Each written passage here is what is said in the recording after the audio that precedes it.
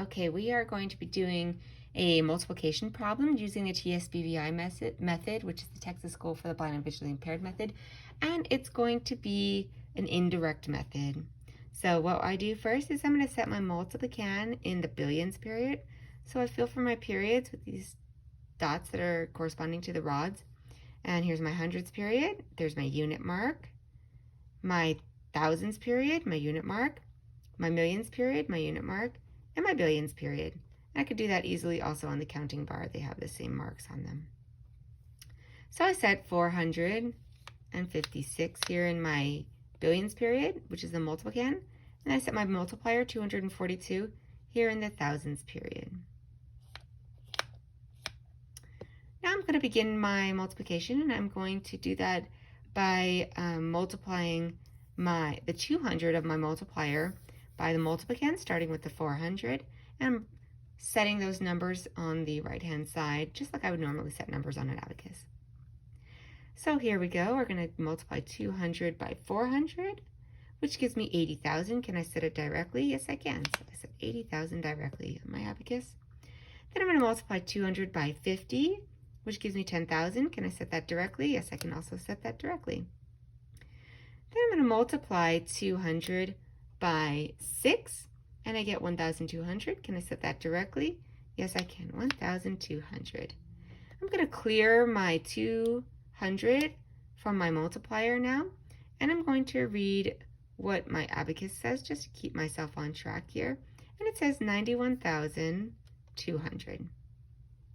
So next I'm going to move on to my tens column in my multiplier, and that's 40. So I'm going to multiply 40 by 400, and I get 16,000.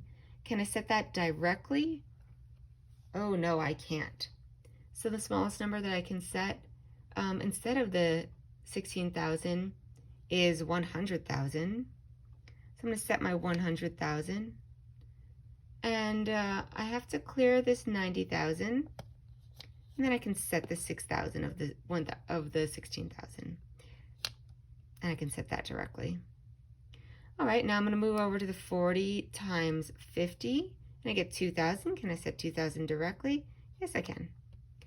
Now I'm going to move over to 40 times 6, and that's 240. Can I set that directly?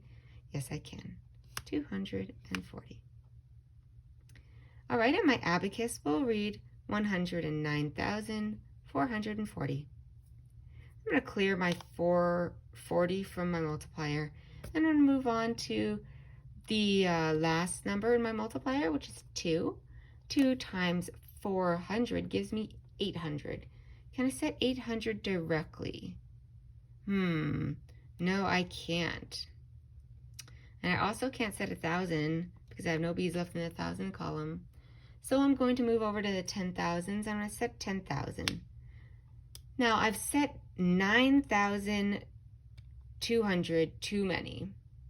So I'm going to clear 9,200.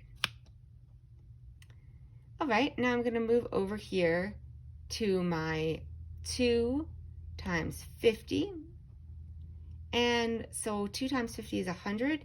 Can I set that directly? Yes, I can. And I'm going to do my last one, which is 2 times 6, and that gives me 12.